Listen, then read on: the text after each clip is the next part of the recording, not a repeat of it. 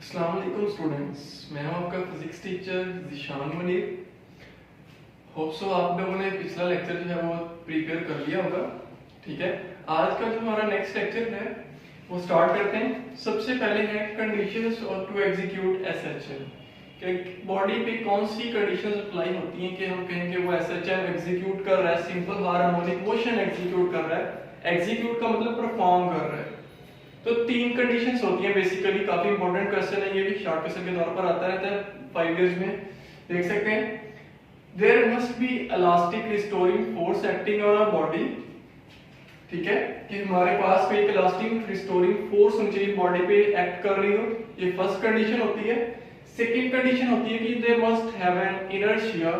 ठीक है, the system must have inertia. Inertia होना चाहिए। इनर्शिया क्या होता है बेसिकली, जैसे कोई बॉडी एग्जीक्यूट कर रहा है मोशन, तो वो मेन पोजीशन पे आके रुक ना जाए बल्कि वो आगे मूव कर जाए। मींस टू एंड फ्रो, आगे पीछे एग्जीक्यूट करता रहे, मोशन परफॉर्म करता रहे।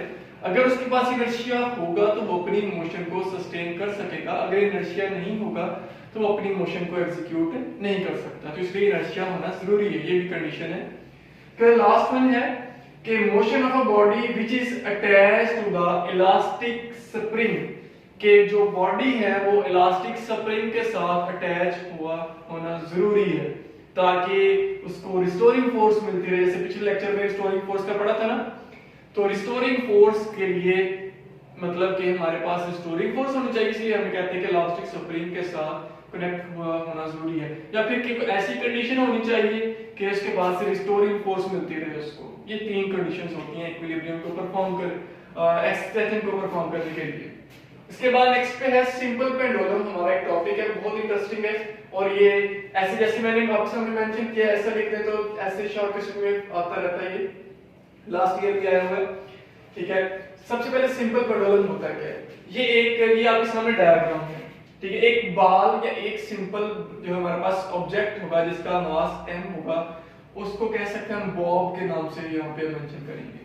A simple pendulum consists of a small bob of mass m suspended with a light string।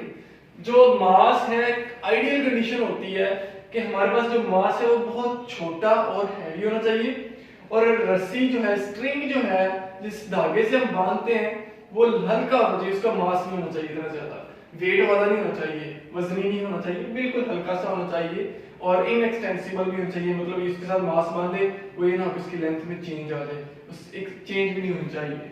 Light string of length L, उस रस्सी की जो लेंथ है इसके सेंटर से यहां तक L है। ठीक है, fixed at its upper and. Upper and पे यहां पे देख सकते हैं इसको फिक्स किया हुआ है, नीचे वाले एंड से ये फ्रीली मूव कर सकते हैं। ठीक है, इट आल्सो परफॉर्म ऐसे। जब ये होता है सिंपल पेंडुलम, ये आपके सामने डायग्राम बनी है, आप देख सकते हैं कि यहां से देखिए एक मैंने बार लगाकर ऊपर छोटी छोटी लाइनें लगाई हैं, ये रिप्रेजेंट कर रही है कि ये अपर एंड से फिक्स किसी के साथ कनेक्ट किया हुआ है। लाइक जैसे ये भी तो एक बार है, अगर इसके साथ में किसी स्ट्रिंग को मतलब कि अटैच कर देता हूं सिंपल पेंडुलम के तौर पर, ये तो मूव कर सकता है। जैसे ये रूफ छत के साथ फिक्स्ड है, वो नहीं हिलेगी कभी भी। ठीक है, उसके साथ बांध दे तो ये मींस फिक्स्ड किसी सपोर्ट के साथ बंधा हुआ है हमने इसको, रस्सी को। अब ये मास यहाँ पे रेस्ट की हालत में है। ठीक है, तो ये मींस मीन पोजीशन पे है। यहाँ पे इसका वेट ये देख सकते हैं कि बिल्कुल एग्जैक्टली डाउनवर्ड एक्ट कर रहा है। फिर उसके बाद नेक्स्ट पे देखें, अगर मैं इसको पकड़कर यहाँ पे एक्सट्रीम पोजीशन पे ले जाता हूँ, ये एक्सट्रीम पोजीशन, और यहाँ से फिर मैं इसको छोड़ देता हूँ तो ये अपनी ऑसिलेटरी मोशन एसएचएम मोशन जो है वो परफॉर्म करना स्टार्ट कर देगा। मींस एक्सट्रीम फिर मीन, फिर एक्सट्रीम इस साइड पे, फिर मीन पे, फिर एक्सट्रीम पे, इस तरह टू एंड फ्रो परफॉर्म करता रहेगा। ठीक है, अब ये भी एसएचएम परफॉर्म कर रहा है, ऑसिलेटरी मोशन भी परफॉर्म कर रहा है, तो इसको भी रिस्टोरिंग फोर्स तो मिल रही है कहीं ना कहीं। तो अब आप देखते हैं कि रिस्टोरिंग फोर्स इसको कहां से मिल रही है।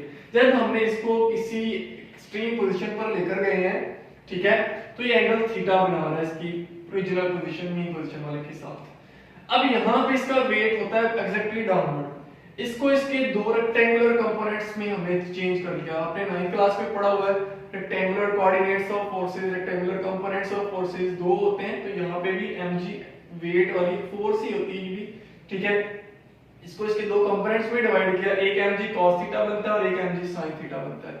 जो mg cos थीटा है ये इस टेंशन इन द स्ट्रिंग जो है ये भी एक फोर्स होती है, इसके एग्जैक्टली ऑपोजिट डायरेक्शन में लगता है, तो ये बेसिकली इसको बैलेंस कर देता है, तो ये खत्म हो जाता है।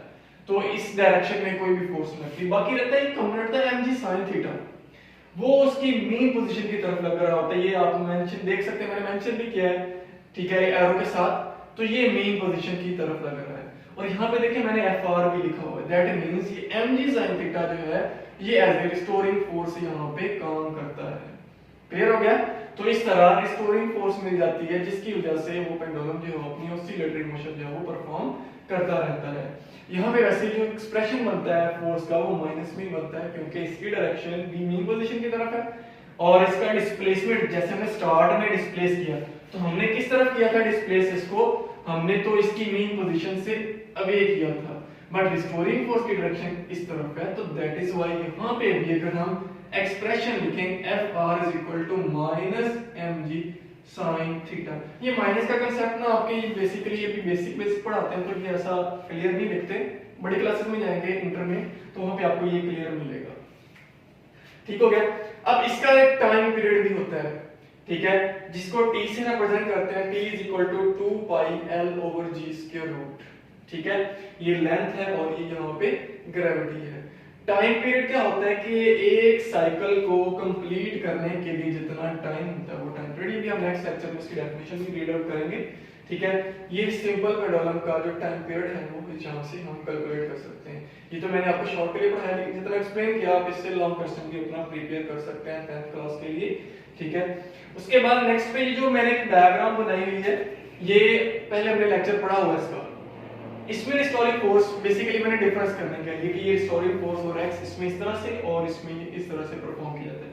अच्छा, इसका भी टाइम पीरियड का फार्मूला होता है, वो मैं मेंशन कर देता हूं कि इसका जो टाइम पीरियड मास सेपरेटिंग सिस्टम के लिए होता है t is equal to 2 pi m over k under root, ये टाइम पीरियड का फार्मूला होता है उसके लिए, मास सेपरेटिंग सिस्टम के लिए। ये अब डिफरेंस क्या दोनों में, इसका टाइम पीरियड मास और सुप्रीम कांस्टेंट पे डिपेंड करता है, सिंपल पेंडुलम का जो टाइम पीरियड है वो उसकी लेंथ और जो ग्रेविटेशनल एक्सेलरेशन g है हमारी अर्थ का उस पे डिपेंड करता है।